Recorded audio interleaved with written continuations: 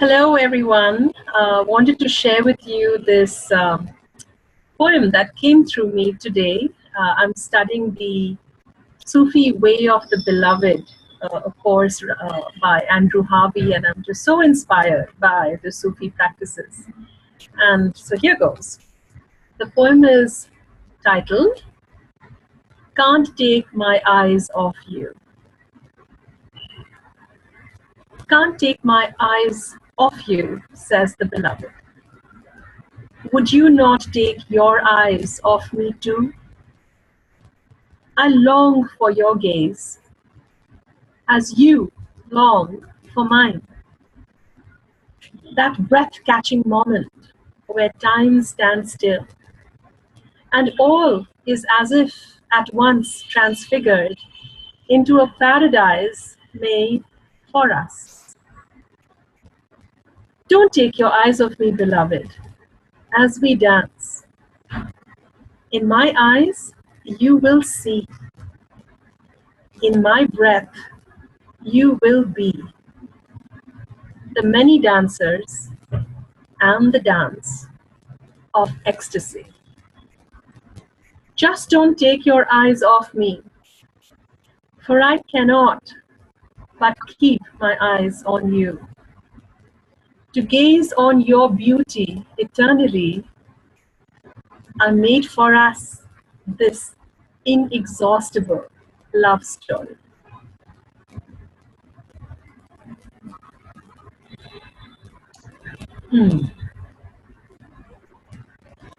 So, how did that land? That's beautiful. Did you want me to keep recording, yes? Yes, and I thought maybe I can explain some of these lines. Yes.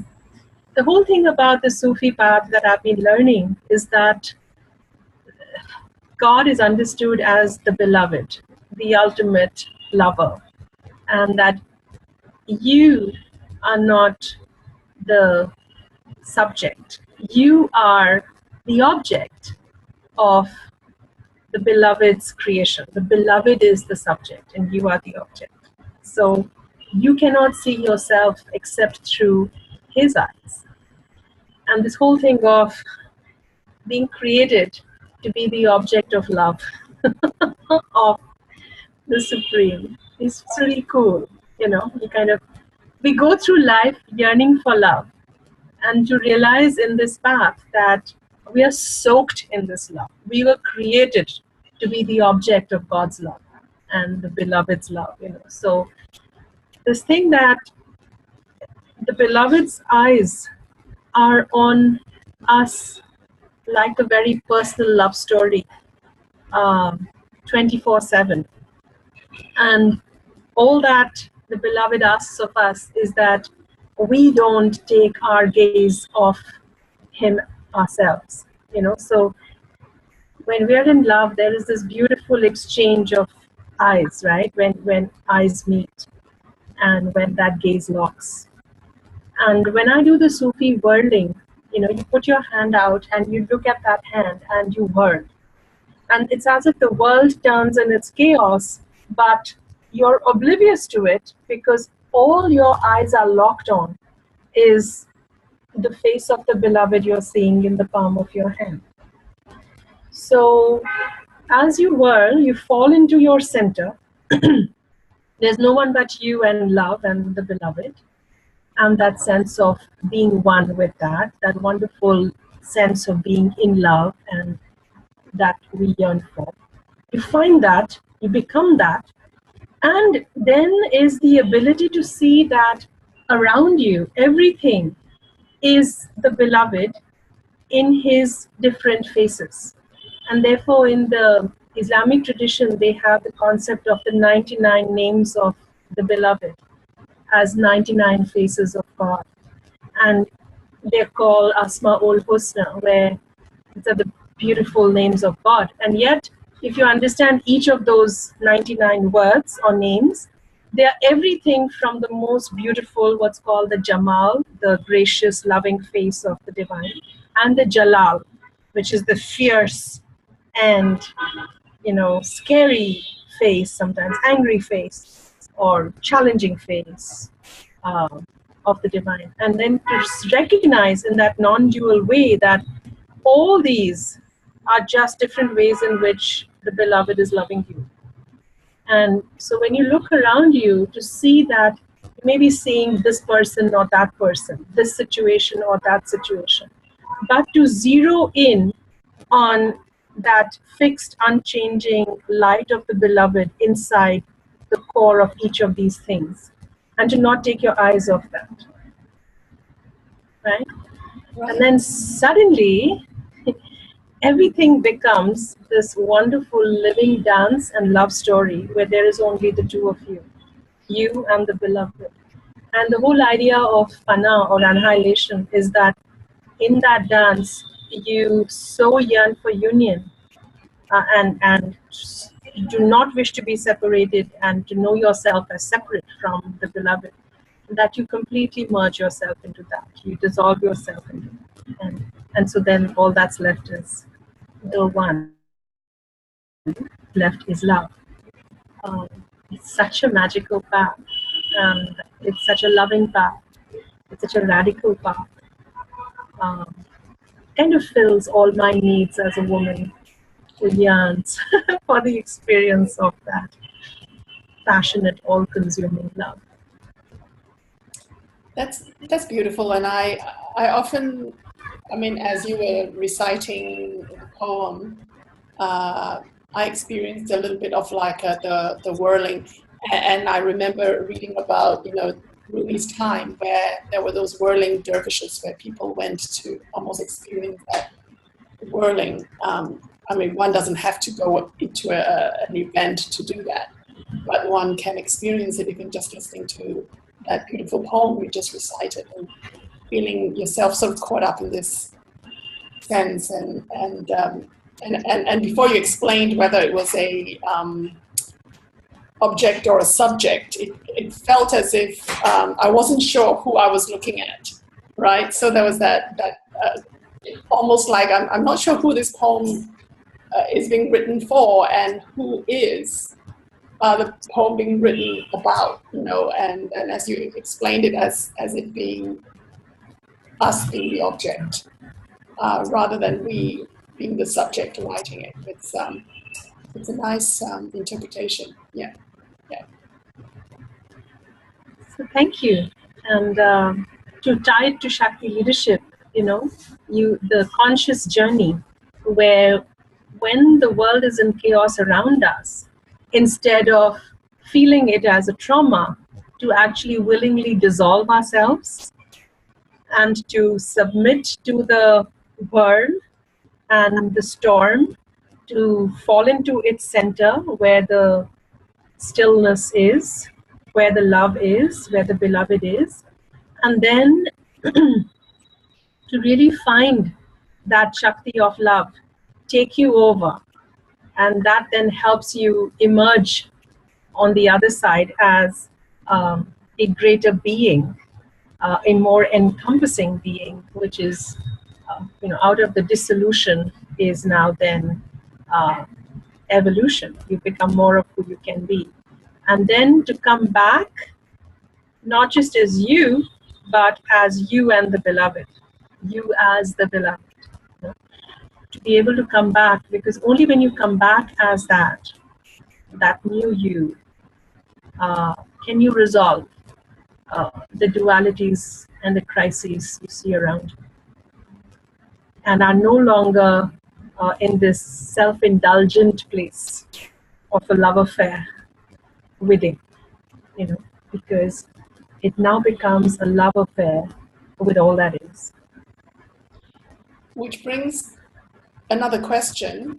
So if we are each having an experience of having this union of love with our beloved, of the divine, of the creator in a way, how would that translate to when we do fall in love with each other?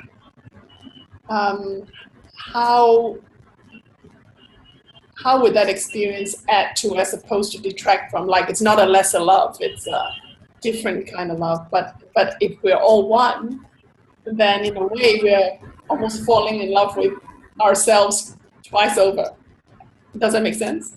Yes, and I think you just answered your own question, right? That when we are not fully in the beloved, then we settle or we project our own incompletion on another human being, and we expect that person to become the beloved, which is a very unfair expectation and will never be met. And therefore, I love the Shahada, which says La ilaha illallah, which says that there is no beloved but the beloved. So to not expect your partner to be the beloved, because there is only one beloved, right? And that's that.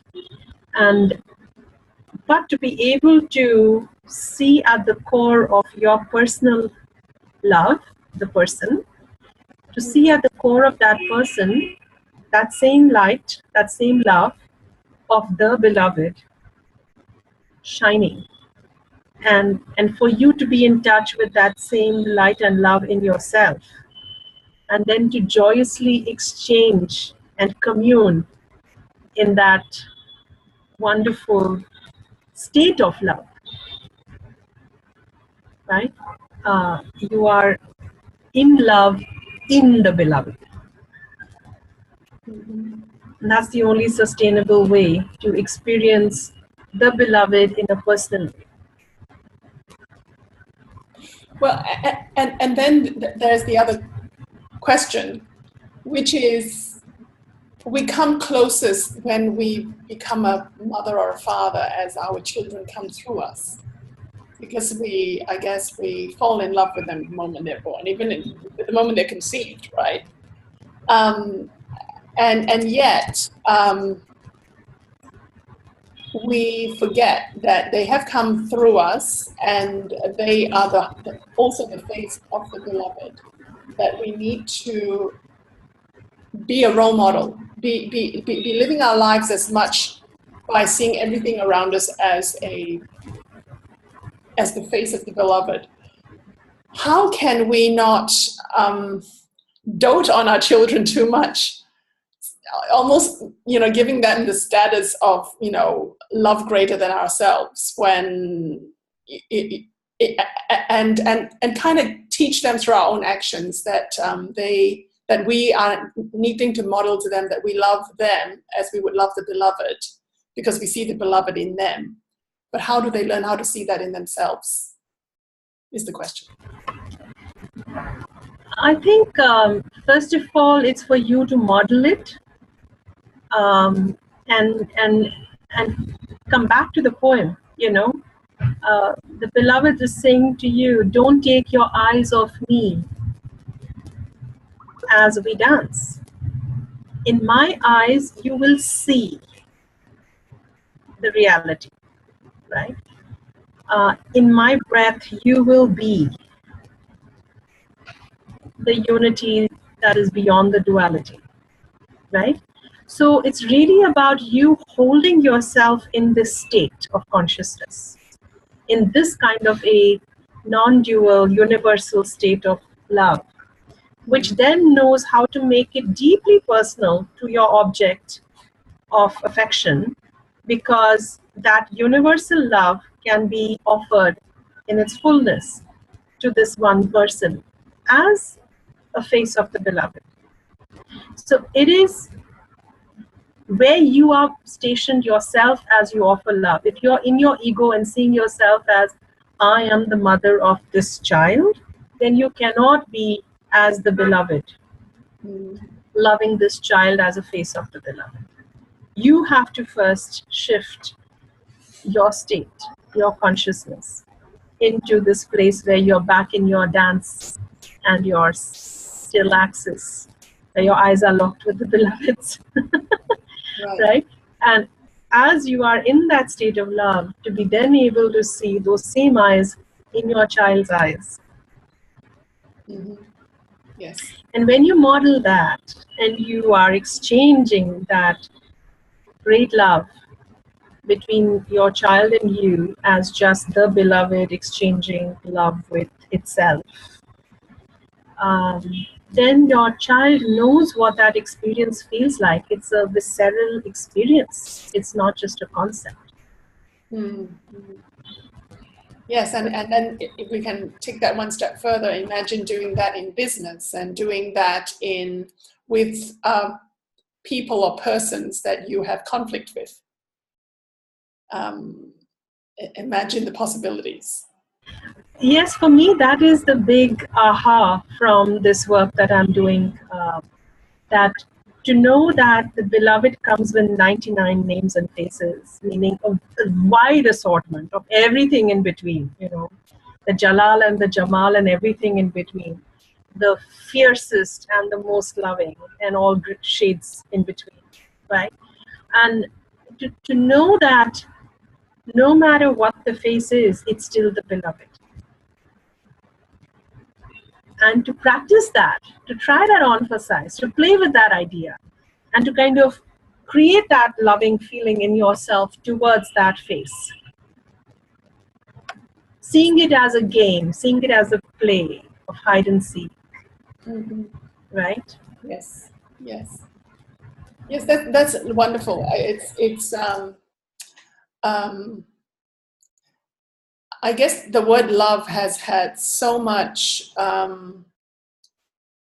misconstrued in the use of it that we forget that love is really about having no conditions, put on it, and love comes because it helps us get to where we need to truly be.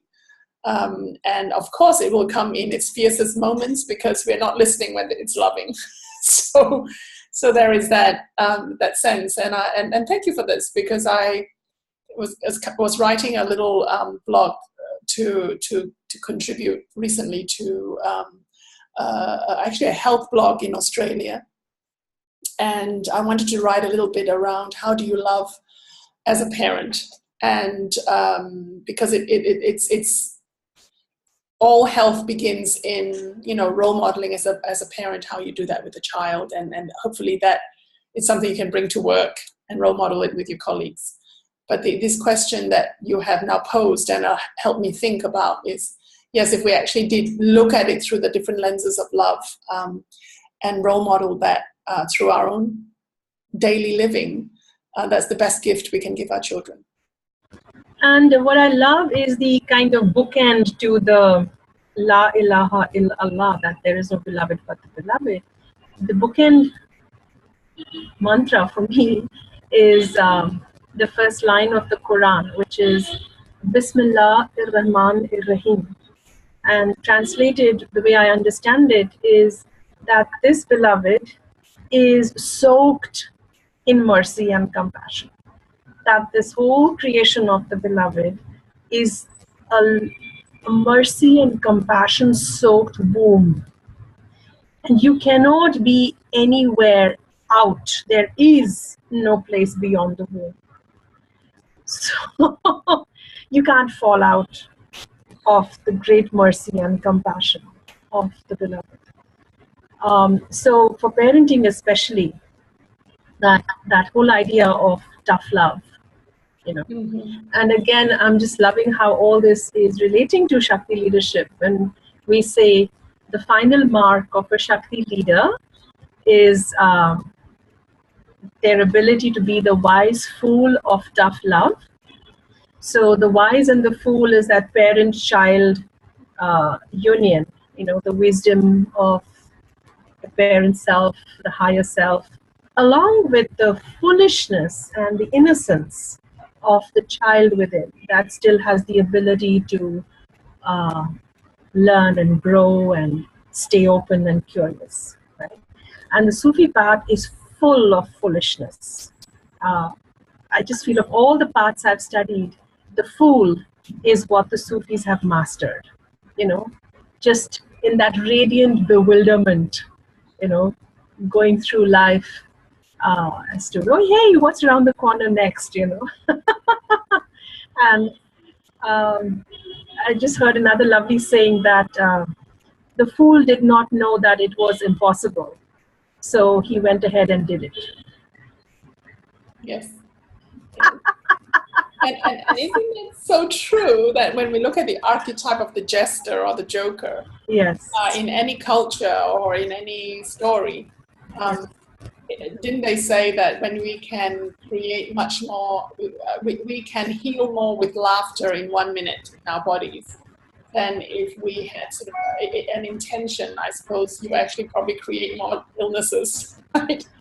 So in a way, that fool and the jester allows us not only to heal ourselves, but also to kind of venture forward to say, hey, there's even more possibility. Don't even worry about the hurts that have happened. Let's just step forward and try something else. So this thing of to be the best possible parent you can be, to be centered in that axis of the wise fool, where you're co-holding those two dualities, those energies, and from that place to co-hold the tough love. It seems to me that if you're in your wise parent, it'll be very hard to access tough love.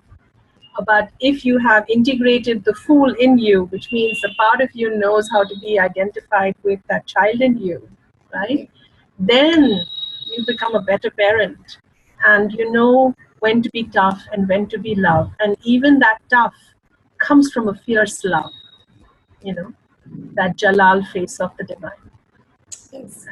And the love is the Jamal, the gentle face of the divine. Well, as we both know, when we get much clearer of what it is to be a conscious leader, I mean, like, as we would say, parents are really the first leaders of the home that any child would experience.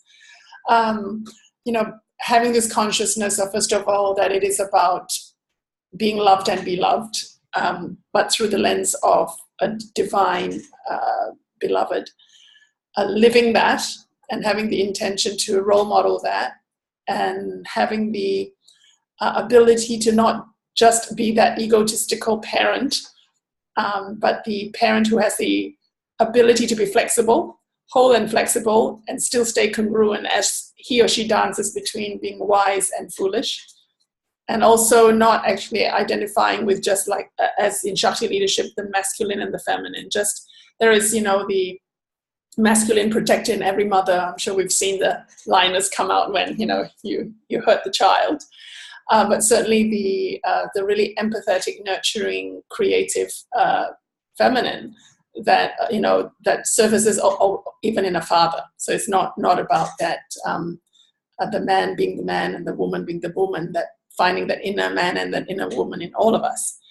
So that wise fool of tough love, as you're talking about, just finding that toughness and that lovingness through the masculine and feminine in all of us. How powerful is that? Yeah, and I think just to sum up this dialogue, which is a beautiful dialogue, thank you for that. It's kind of a Shakti Sufi dialogue, Yes. right? So to sum it up, it feels like Shakti leadership and the Sufi path is not for the faint-hearted, is not a little band-aid patch. We're really audaciously seeking a very radical state of change for ourselves. We're being audacious to say we are the beloved of the beloved. We are unabashedly claiming our divinity and bringing that to leadership. And because only when we bring in that kind of a spiritual force of love, not the polarized, ego-based love, but really a non-dual love, a spiritual love, are we going to be able to achieve the wise fool of tough love? Otherwise, it will forever feel a bit schizophrenic. We will feel forever splintered. We will feel forever, just as we grasp one part, we lose another. Yes. Well, thank you for that, because it certainly has given me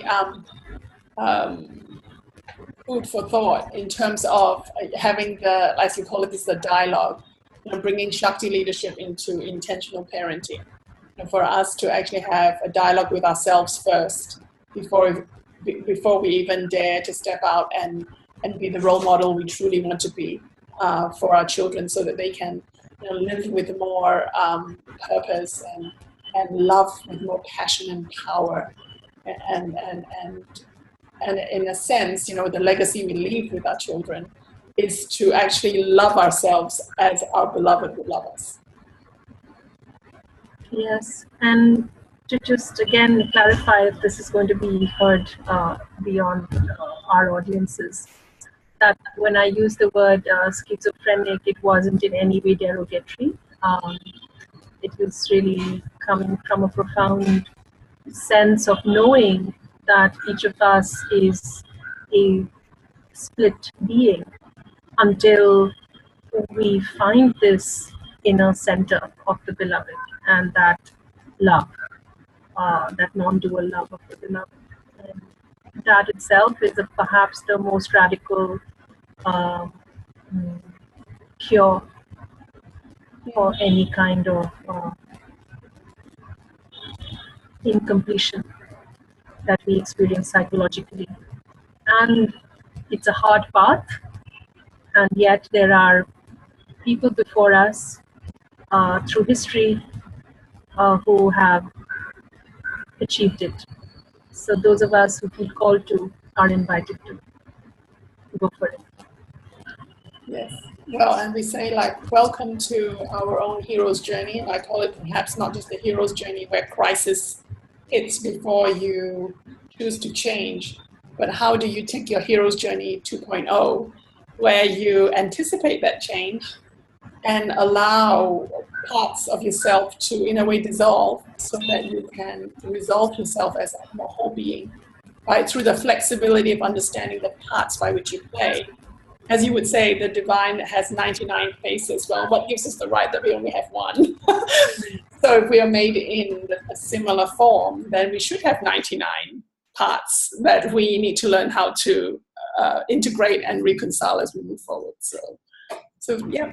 Yes, and perhaps therefore to not see it as something that's wrong with us when we see ourselves as split beings, but to compassionately see that as play, and that we are capable of regrouping these lost parts, and to reframe it, if we can, as that game of hide and seek, where we lose ourselves and break up into many splintered parts, and then we put ourselves back together as this beautiful kaleidoscope, again and again, creating more beauty, more visions of beauty, experiences so that we of might be beauty. seen as the beloved sees us, and we will not take our eyes off the beloved, which is really us. Yeah. Lovely. Awesome, isn't it? Yes. So on that note, thank you. Thank you for that. We can stop the recording.